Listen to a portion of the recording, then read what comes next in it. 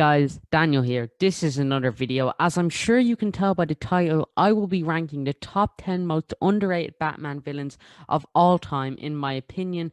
Of course, this is very opinionated, but it's no secret that Batman has quite possibly the greatest rogues gallery of all time. From characters such as the Joker, the Penguin, Two-Face, Riddler, and so much more. But I have very kindly taken it upon myself to rank 10 who I consider underrated. There are characters, mind you, like Two-Face and Killer Croc and Black Mask and Deathstroke, who I all consider underrated. But for this video, I've decided to place a spotlight on some of the lesser known villains. So yeah, let me know in the comments who your favorite villain is before we begin. But yeah, I rank some really villains that I do like, and I hope you do too. And I put a lot of effort into this video. So please make sure to like and subscribe before we begin. And thanks to my friend Luke, who will be editing this. So all the pictures coming up now, that's courtesy of my good friend Luke. He basically owns my channel. I live in constant fear of him. But yeah, so without further ado, let me just get right into it. And Luke, please don't delete my channel. But yeah, so number 10, Mr. Bloom. Now, for those who don't know, Mr. Bloom, he's actually, I guess you could say he's one of the more newer villains. He's not necessarily created in the 60s or the 50s like most other Batman villains. He's such a cool villain. He was created by Scott Snyder and Greg Capullo. This was all during the New 52, which was a rebirth event for DC. But he's such a cool villain. He's super terrifying. You can see the image of him popping up there. But man, he is just all over the place. But let me get into him. But he first appeared in Batman issue 43, volume 2. And funnily enough, he wasn't created to be a villain of Bruce Wayne, because, like, of course, Bruce Wayne is Batman. For those who don't know, he's created to be a villain of Jim Gordon, because at this point in continuity, Jim Gordon was Batman instead of Bruce Wayne, so we can see that there. But yet, he's such a fun villain because he's just so out there. And Scott Snyder's Batman, Scott Snyder's one of the greatest writers of all time. His Batman is probably one of the most definitive Batmans for me. He is just a brilliant writer, and with Greg Capullo's brilliant art. But yeah, Mr. Bloom was someone you wouldn't want to mess with.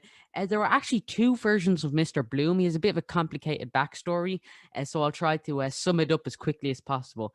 But the first version of Mr. Bloom was someone called Daryl Gutierrez. Now, Daryl was a scientist who wanted to make the world a better place. You know, a good person. He didn't want to do anything, bad or anything that would hurt people. And he actually created something called seeds. That's right, SEEDS, seeds. Seeds had the power to give you a randomized superpower. So if you took one, maybe you'd have super strength or super speed, or you'd catch a superpower. And it was kind of handy because he wanted to put more Batmans into the world. But of course, giving people the option to have randomized superpowers probably wouldn't work out in the best way. But yeah, so he created some called seeds, uh, which gave powers to basically anyone who used them. But when his cousin used the seed, he grew wings and was shot down by the police because the police mistook him for a criminal. But yeah, so obviously the seeds didn't work out too well. So he completely abandoned the project, said, no more, this is hurting people. But a few years later, he revisited the seeds concept with a patient, and the patient decided to go rogue, take all the seeds, and pick up the alias of Mr. Bloom. And then this patient went on to sell, or well, patient now using the alias of Mr. Bloom, went on to sell the seeds to certain criminals. So you can imagine he had quite a business there. But the thing was that not long after using a seed, you would die, and then Mr. Bloom would feed upon the contempt of Gotham City citizens. Wow, that's a mouthful. But yeah, Mr. Bloom, super terrifying villain. Basically, he has these super long claws. He has some really cool superpowers, which I'll get into. His powers include superhuman strength. He has the power to manipulate his body, his massive claws, and he can heal himself from any attacks. So yeah, that's some really cool powers. Now, it was believed that he was killed by Bruce Wayne. I mean, it's not technically murder, I mean, it's comics, baby. He'll obviously come back. But yeah, I mean, he's kind of dead, but there is definitely potential or a way to bring him back. But he had some really great storylines there, and I'd love to see him return. But yeah, that's number 10, Mr. Bloom.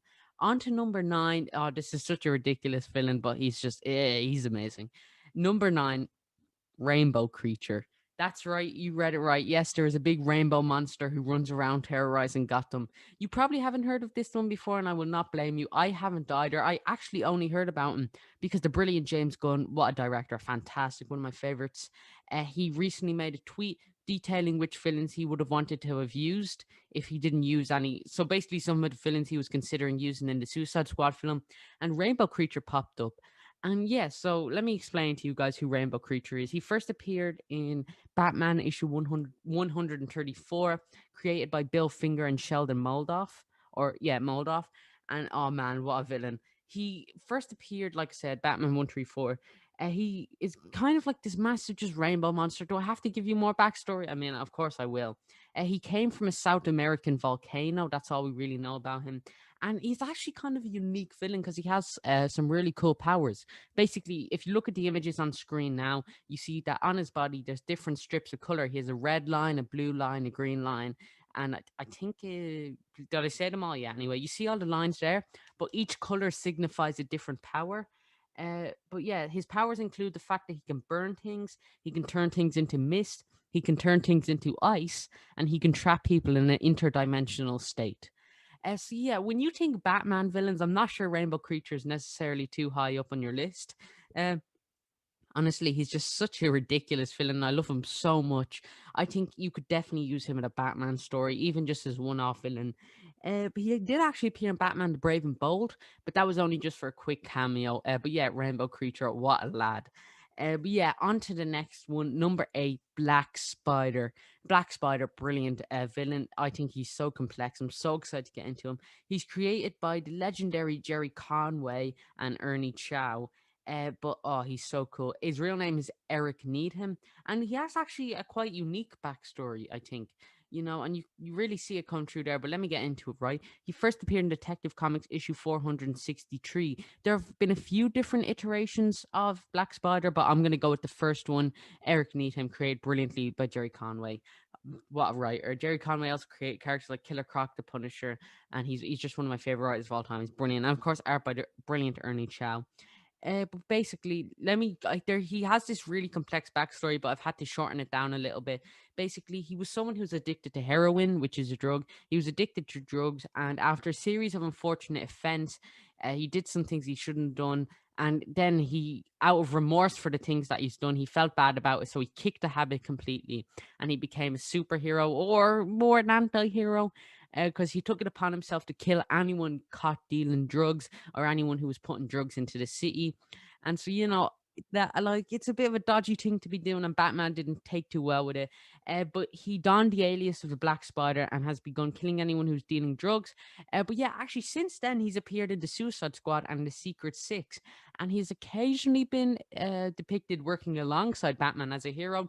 But we don't see too much. But I really like that concept, and I hope he does get used as a hero a little more, because I think you could definitely do that. Because the concept of someone overcoming something as horrible as addiction, which many people suffer from, it's a horrible thing. But the concept of someone overcoming that and becoming a superhero and doing good, I think that's really inspiring, and that's what superheroes should be. And plus, Black Spider just has such a cool design. Look at him there. Oh man, brilliant courtesy of Ernie Chow, and I think he's really cool. But yeah, Eric Needham, brilliant character. Now, on to the one, the only, number 7. Man, this one is terrifying. Onomatopoeia.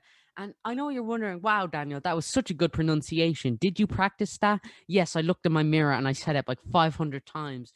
I do English in school, and I've heard this word about 100 times, and I still have not got the hang of it. But Onomatopoeia is a really interesting villain. I think he's so cool. Originally a character created by the brilliant Kevin Smith, man. Kevin Smith, I love his work in Daredevil, and I think he did some Batman 66. I may be mistaken, I'm not too sure. But Kevin Smith, brilliant writer. And of course, Phil Hester. Funny enough, Phil Hester follows me on Twitter. We're basically best friends, aka I followed him for a while, and he decided to follow me back. So yeah, best friends. His words, not mine. Of course, I'm kidding. Believe it or not, Phil Hester didn't actually say that. But yeah, no. So Onomatopoeia, you can see there, his design immediately caught my eye. I think it's really interesting. But basically, Onomatopoeia is a serial killer who kills non-super powered superheroes. So basically, if you don't have superpowers and you're a superhero, you're on Onomatopoeia's list. And yeah, that was absolutely a mouthful. But he also has this really cool gimmick. So basically, an onomatopoeia is, oh, my English teacher's going to kill me here. If you hear a sound like a bee and it makes a buzzing sound, it actually goes bzzz. So, and then the describing word for bee is buzz. So that's an onomatopoeia because it's describing the sound that it makes. what am I saying? That was a perfect explanation. I know, don't thank me. But basically, if he heard a gunshot, he'd say bang, or if he heard something break, he'd say snap. But yeah, he was just really, weird dude. We never really got like a definitive answer on what his real name was. But there was a storyline which revealed that he could actually just be a family man who just comes home after a long day's work and just sits down with his family. And that's a pretty terrifying concept. He's primarily a villain of Green Arrow, but he has been used to go up against the Dark Knight himself, Batman, in a few stories. But he has some really cool. I mean, he doesn't really have any strict superpowers, but he's a martial artist, a weapons expert, and he's also an athlete, master marksman, and he has a very high intellect. But yeah, I think he's just such a cool character who can use in lots of stories, and you can see from his design there that he is not someone you'd want to mess with. Number 6, Gearhead. Now, Gearhead is a really cool character. It was actually a character originally created by Chuck Dixon and Graham Nolan. He first appeared in Detective Comics number 712, issue 712. Gearhead is an alias which has actually been used twice. But the first one is an unknown version, but the second one is Nathan Finch. Now, here's a bit of a backstory, so let me get into it. Nathan was an engineer who had enough and kidnapped his boss's daughter, or no, yeah, his boss's. I was about to say daughter's boss, but like, no, that doesn't make any sense. Yeah, his boss's daughter, which caused the Batman to show up, and Batman actually rescued the daughter, but he couldn't save Nathan Finch, aka Gearhead, in time, or the captor, which caused Nathan to fall to his presumably icy death. But it's comics, baby. No one stays dead, so inevitably, it turned out Nathan lived. But he was so badly injured that a doctor had to replace most of his body parts with cybernetics, leaving him to be more machine than man. But after training with his new cybernetic body parts, he was like, you know what, I can use this to defeat Batman. And out of vengeance, he decided to beat Dark Knight himself. So yeah, he's actually a really cool villain. I think you could definitely do a lot with him. He was so popular that he actually appeared in one of the Batman cartoons. But other than that, we haven't really seen much of him, which I think is very unfortunate because I think he's so cool. But we're halfway through the list now with number 5, the Film Freak. Now, Film Freak is a really fun character. I built this list just around Film Freak. I was like, I want to put Film Freak in a video, but how do I do that? I'll just do a top 10 list. So yeah, basically we can all thank Film Freak for that. Film Freak, aka Burt Weston, is a character we can all relate to if you're a comic book or a movie fan. He quotes movies all the time, and he does crimes based on movies. So if you'll see a crime happen in a movie, he'll do that crime in real life. His name is Burt Weston, which is actually a reference to Burt Ward and Adam West, who played Batman and Robin in Batman 66. A character created by Doug Mensch and Tom Mandrake. Film Freak first appeared in Batman issue 395. He's a wannabe actor who decides to commit film-based crimes, and he was actually recently used in the Suicide Squad. Unfortunately, we haven't seen much of him besides a few issues. But man, don't you just love Film Freak? But yeah, no, that's Film Freak. Now on to number 4, Ogre and Ape. Now, these are two characters that are actually pretty tragic. I know I'm cheating by putting in a duo, but it's my own list. I can do whatever I want. But yeah, I just had to put in these two. They're actually two pretty tragic characters. Two characters created by Doug Mensch and friend of the channel, Kelly Jones. I got to interview him. You guys can check that out. I say I'll put it in the description, but I'm not because I'm so forgetful. I'm going to watch this video and be like, oh, damn, I never put it in. But that is life. But Ogre and Ape, yeah, they're a criminal duo who first appeared in Batman 535. But first, let me start off with Ogre. So Ogre, aka Michael Adams, was a homeless man who was subjected to government experiments where his intelligence was decreased, but his strength was his intelligence was decreased, but his strength was increased. So basically, he wasn't very smart, but he was very strong.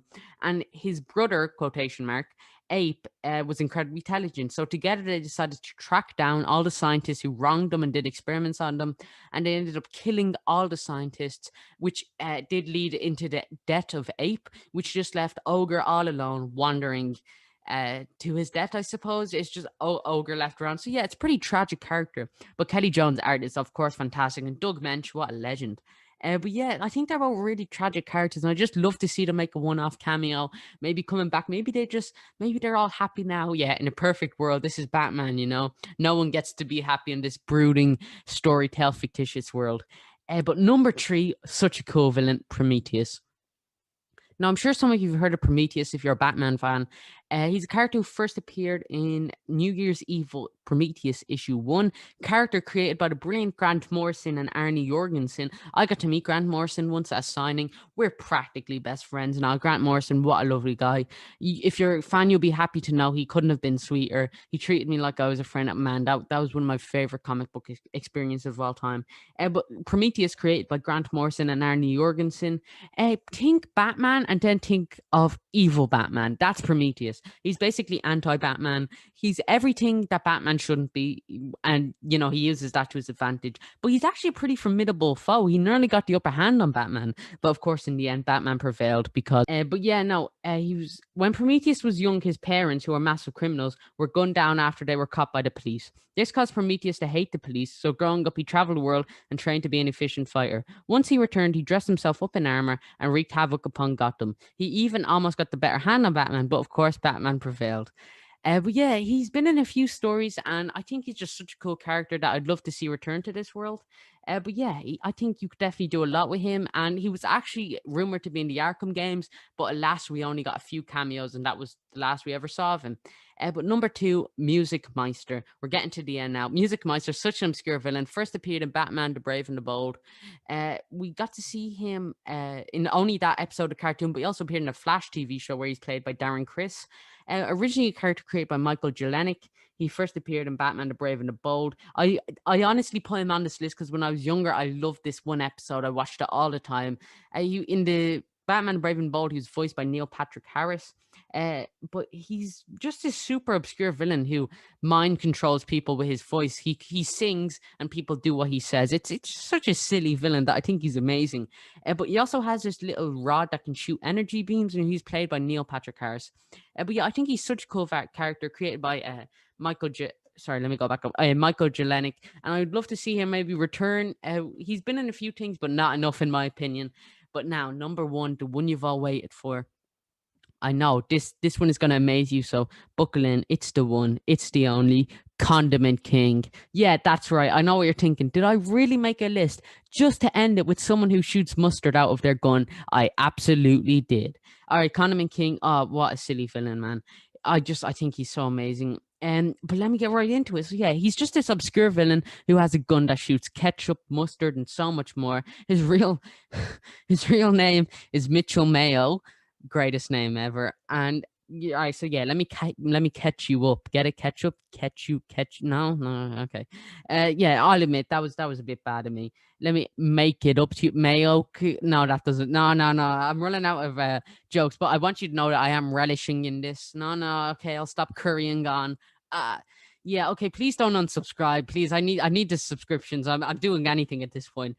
But he's a character that first appeared in Batman the Animated Series, where he's voiced by Stuart Pankin.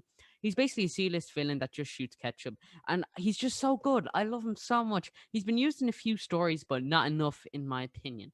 But yeah, thank you guys so much for watching. That concludes my video. Let me know in the description. Let me know in the comments who your favorite Batman villain is of all time. And let me know who, in your opinion, is most underrated. I would be very interested to hear your thoughts. But yeah, thank you guys so much for watching. If possible, please make sure to like and subscribe and donate to the National Deaf Children's Society. There'll be a link for that down in the description. But yeah, stay safe and keep up the great work, everyone. Hope you're all staying home, staying safe. That's all we can really do. Yeah, but like and subscribe, and I will see you all in the next video. Let me know what you thought of this video. And everyone, thanks again to my friend Luke for watching. Let's everyone on 3. Big cheer for Luke. 1, 2, 3. I'm going to assume you all did it. And if you didn't share Luke, what the hell's wrong with you, man? But yeah, thank you guys so much for watching. I will see you all in the next video. Stay safe and long live Batman. I'll see you later. Bye.